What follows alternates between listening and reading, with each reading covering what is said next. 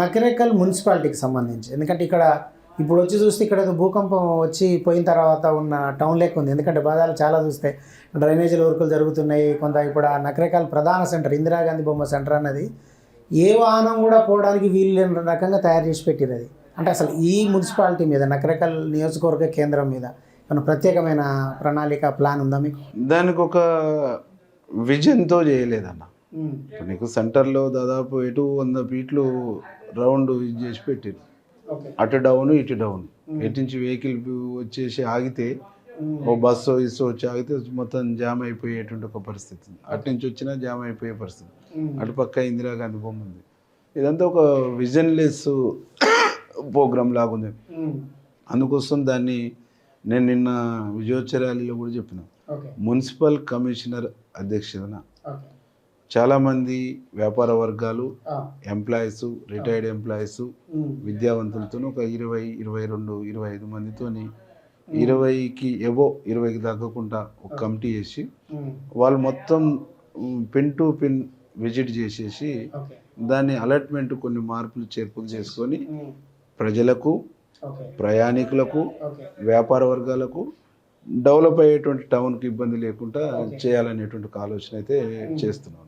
అంటే ఆ పనిలో కూడా అసలు క్వాంటిటీ లేదు, అసలు నాణ్యత ప్రమాణాలే లేవు. ఇప్పుడు దాని సైడు మన సంబంధించి మధ్యన డివైడర్ కోసము, సెంటర్ లైటింగ్ కోసం కట్టిందంటే క్యూరింగ్ చేసినటువంటి పరిస్థితి లేదు. సైడ్ డ్రైన్ కట్టిర్రు, ఇటు చివరిలో నీళ్లు పోతే అటు చివరి వరకు వెళ్ళేటువంటి లెవెల్స్ కూడా మెయింటైన్ చేయాలి. దాని లోపల రాళ్ళు ఇవన్నీ కూడా ఒక గందరగోళమైనటువంటి పరిస్థితిలో ఉన్నది. సెంటర్లో రింగ్ ఉంది. నల్గొండలో మీరు వెల్కమ్ నల్గొండ అనే ఆడ బోర్డు ఉంటుంది.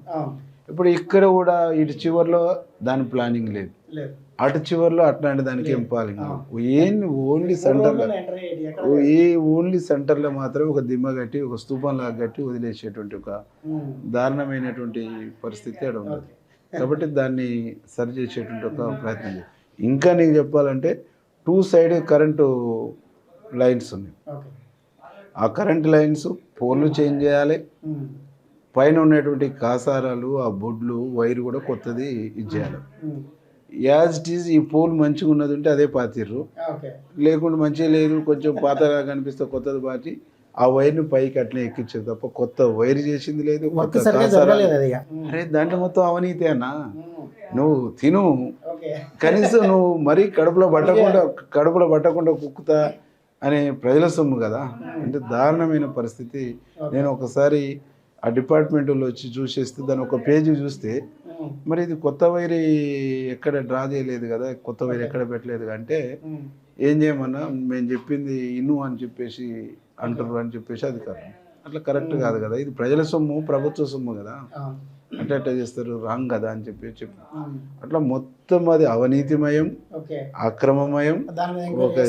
ఇది అంటే ఆ పబ్లిక్ మేము వేసేటువంటి కమిటీ ఏ రిపోర్ట్ ఇస్తే దానికి అనుగుణంగా ఇది అన్న నేను ప్రతిదీ ప్రజల చేతుల్నే పెడతాను. వాళ్ళు ఏం చెప్తే అది నాకు వ్యక్తిగతంగా. మీకు అంటే మీరు పోయినసారి ఎమ్మెల్యేగా ఉన్నప్పుడు మీ మీద ఒక అంటే వ్యక్తిగతమైన ప్రశ్న ఇది, అంటే మీరు ఎమ్మెల్యేగా ఉన్నప్పుడు మీ కుటుంబ సభ్యులు కొంచెం ఎక్కువ అత్యుత్సాహం ప్రదర్శించారు, దానివల్లనే మీరు రెండోసారి ఓడిపోవాల్సి వచ్చిందని ప్రధానంగా మీ వైఫ్ మీద అంటే పుష్ప మీద ఒక ఆరోపణ వచ్చింది. అంటే ఈసారి అట్లా ఏమన్నా అంటే అసలు దాంట్లో వాస్తవం ఉందా? మీరు ఇప్పటివరకు దాని విషయంలో నోరిప్పలేదు. శుద్ధ అబద్ధం అన్న. నాకు తోడుగా ఇంకొక యాండు. నేను ఈ ప్రశ్న ఎందుకు అడుగుతున్నంటే ఈ ఎన్నికలో మీ కుటుంబం నుంచి ఎలాంటి సహకారం ఉండబోతుంది అన్నది నా ప్రశ్నకు ముందు అది అడిగిన, అది చెప్పిన తర్వాత ఇది చెప్పండి. అంటే నీకు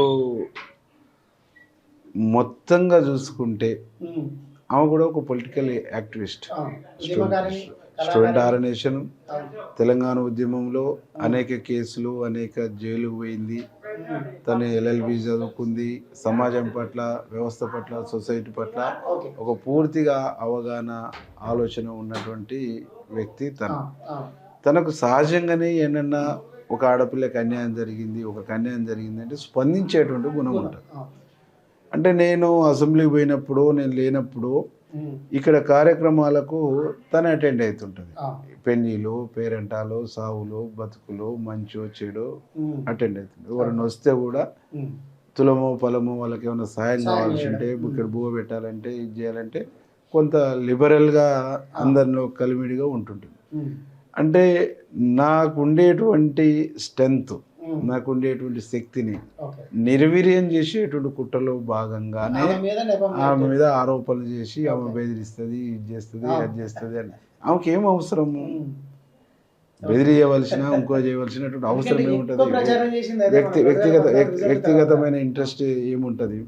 అంటే కావాలనే నేను ఫస్ట్ చెప్పినటువంటి వ్యక్తి ఎవరైతే ఉన్నారో నిజం మాట్లాడకుంటే శాపం ఉన్నట్టుగా ఆ అబద్ధాల్లో అసత్యాల్లో భాగంగా ఇది ఒక పెద్ద అబద్ధం అన్నట్టు.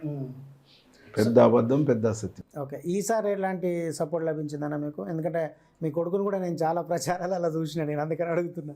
నా బాబు బాగా డోర్ టు డోర్ తిరిగింది. మేము బాగా క్రౌడ్ రావటం మూలంగా రథం ఎక్కి టైం కూడా లేకపోవడం మూలంగా ఇది చేస్తుంటే చాలా గ్రామాల్లో ముఖ్యంగా కాంగ్రెస్ పార్టీ బూత్ స్థాయి నుంచి టాప్ టు బాటం వరకు ఉండేటువంటి ప్రతి కార్యకర్త చెమటోడ్చిండు, కష్టపడ్డారు.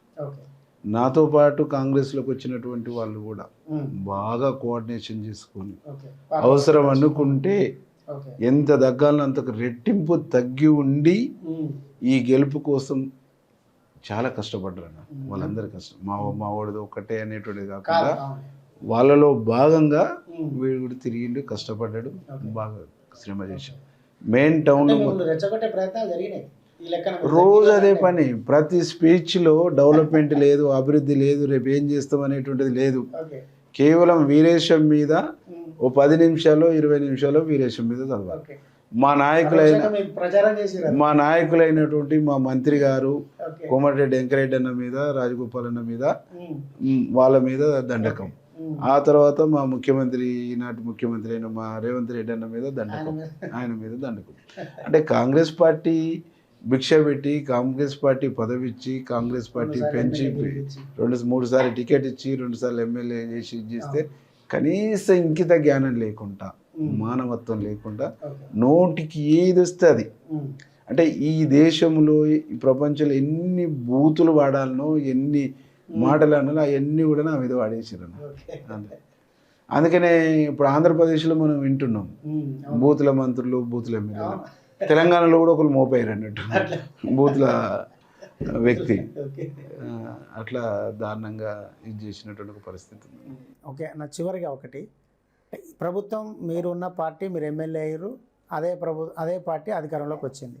ఇప్పుడు మీరు ఎమ్మెల్యే పదవి కాకుండా అధికారిక పదవిని ఏదైనా ఆశిస్తున్నారా? అలాంటి అవకాశాలు ఏమైనా ఉన్నాయా? నాకు అట్లాంటి ఆలోచన, ఆశ అస్సలు లేదు. ఆ ప్రయత్నం కూడా నేను చేస్తలేనన్నా. ఎందుకు అంటే నేను పార్టీకి కమిటెడ్. పార్టీ ఏది ఆదేశిస్తే, పార్టీ ఏం చెప్తే అది చేయటానికి నేను సిద్ధం. బట్ ఇప్పుడు నేను ఆశించడానికి, ఆలోచించకపోవడానికి కూడా రీజన్ ఏంటంటే నాకు చాలా వయసు ఉంది, నేను చాలా చిన్నోన్ని. కాంగ్రెస్ పార్టీలో మొదటి నుంచి ఉన్నటువంటి వాళ్ళు, కష్టపడ్డటువంటి వాళ్ళు, సీనియర్లు ఉన్నారు. ఇప్పుడు 2 సీనియర్లకు మా జిల్లాలో కీలకమైనటువంటి మంత్రి పదవులు వచ్చినాయి. ఉత్తమనకు ఇరిగేషన్ వచ్చింది, కోమటిరెడ్డి వెంకరెడ్డి అన్నకు R&B వచ్చినాయి.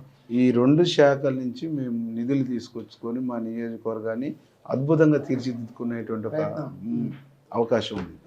ఆ ప్రయత్నం మీద ఆ వైపుగా మేము ఆలోచన చేస్తాం, ఆ వైపుగా మేము ముందుకు పోతాం తప్ప పదవుల కోసము ఇంకో ఇది వచ్చిన తర్వాత ఇంకోటి కావాలని, అది వచ్చిన తర్వాత ఇంకొక ఆశ, ఆలోచన లేదన్న.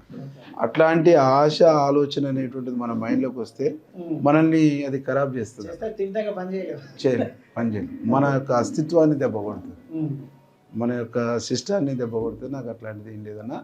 పార్టీ, ప్రభుత్వం ఏం చెప్తే అది తూచా తప్పకుండా ఒక సైనికుల్లాగా పనిచేసేటువంటి, సిన్సియర్గా సిస్టమేటిక్గా పనిచేసేటువంటి ఒక సిపాయిలాగా పనిచేసే కార్యకర్త వేముల వీరేశం.